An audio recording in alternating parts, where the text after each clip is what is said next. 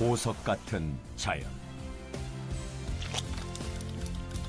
웃음 깊은 맛, 멋,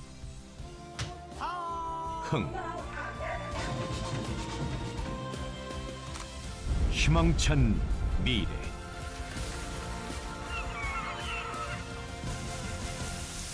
생명의 땅 전라남도.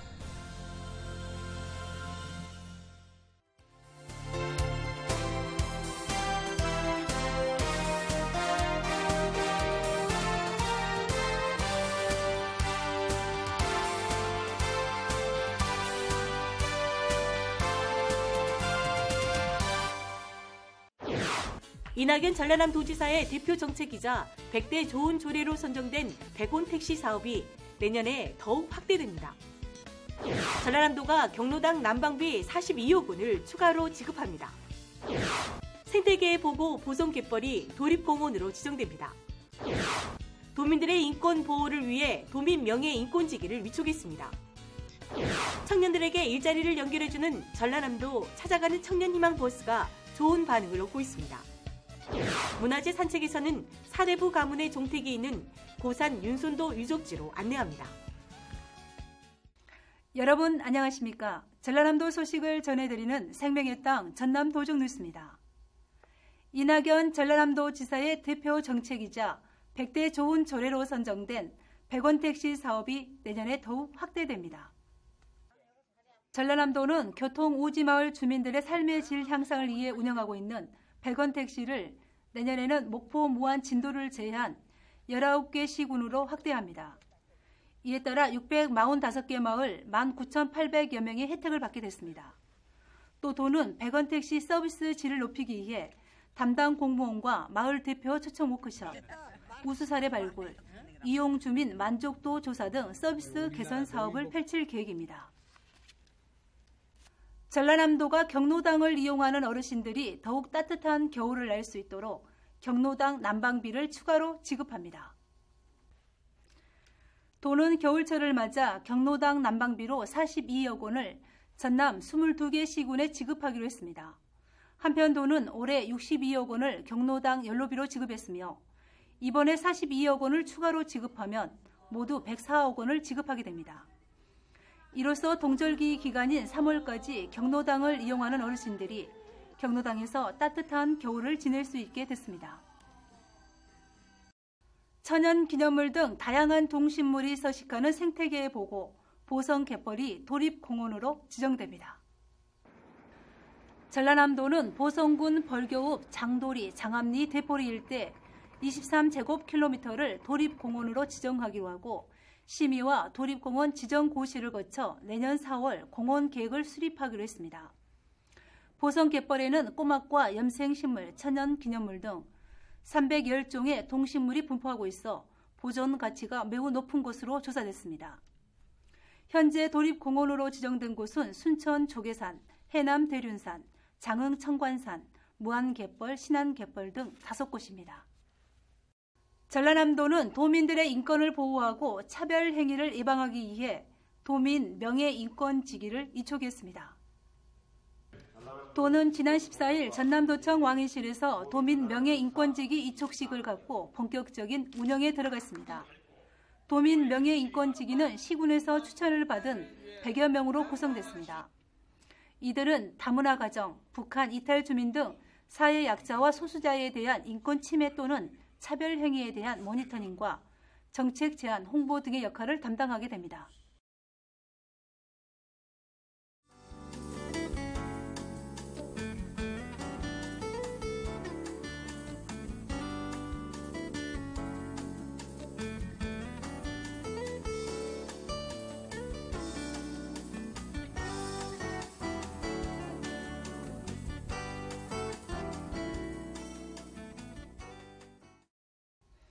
취업난으로 어려움을 겪고 있는 청년들에게 일자리를 연결해주는 전라남도 찾아가는 청년희망버스가 좋은 반응을 얻고 있습니다.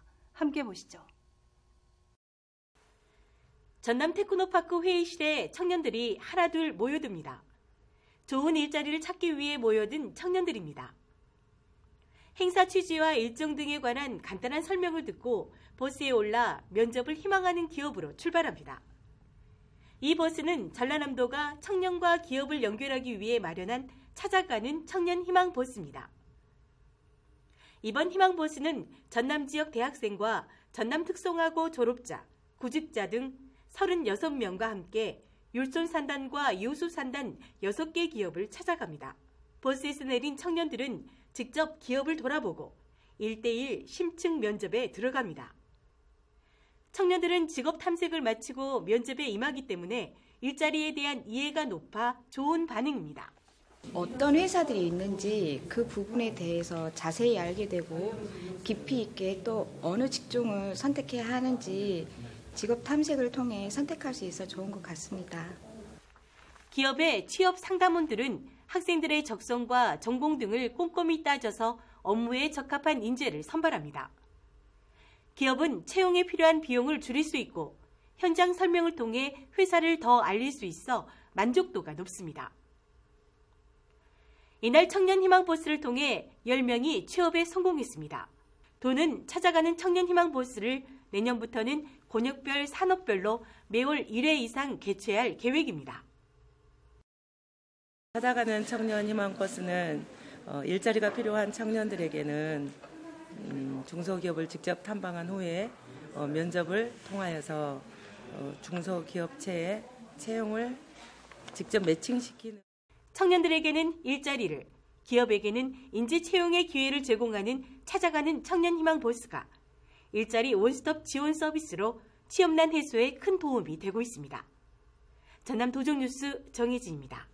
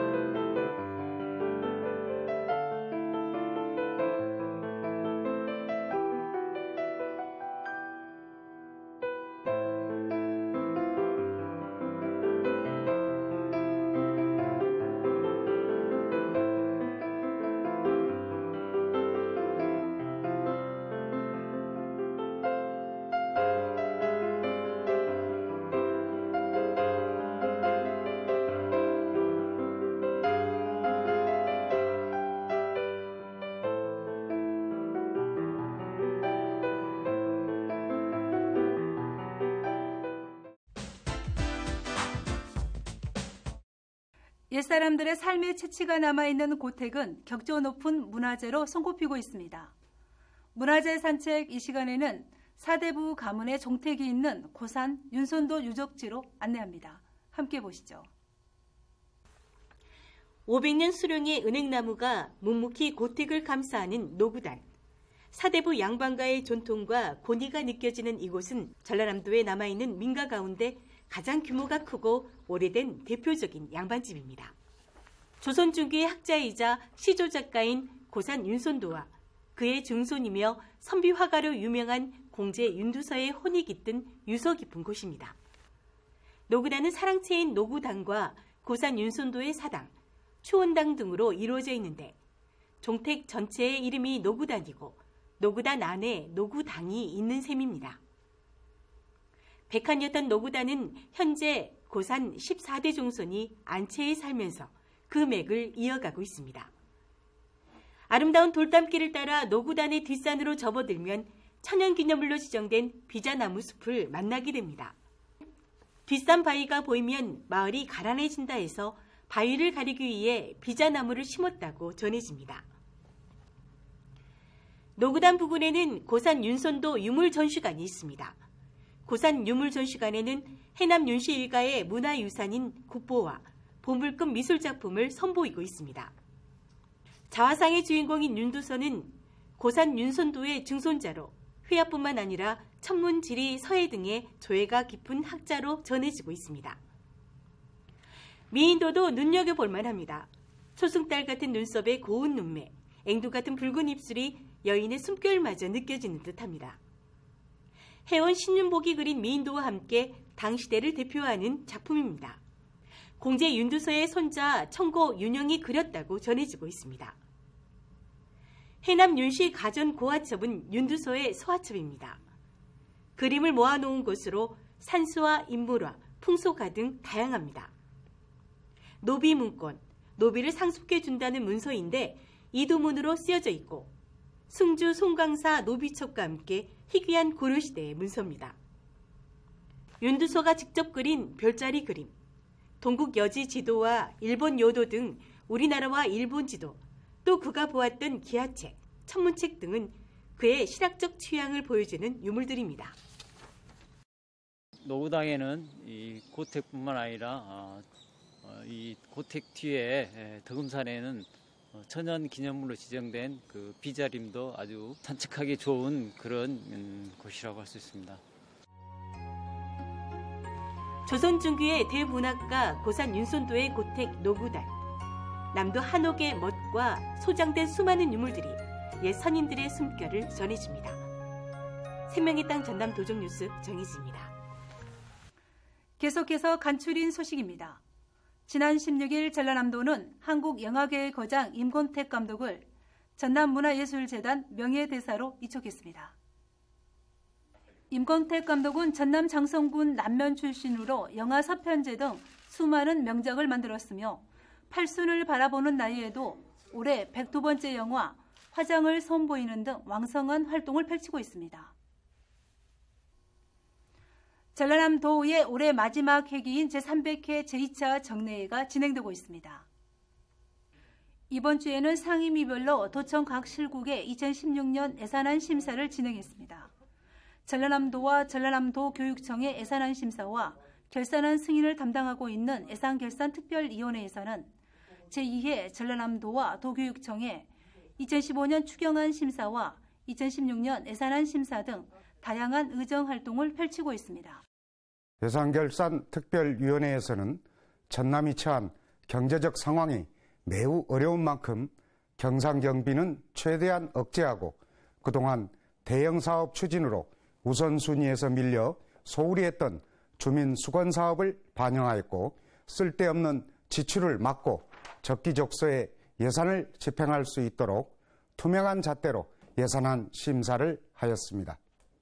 다음 주 12월 21일에 열리는 제4차 본회의에서는 2015년도 행정사무감사 결과보고서 채택 등 여러 안건을 의결하고 22일 제300회 전라남도의회 정례회를 마칠 계획입니다.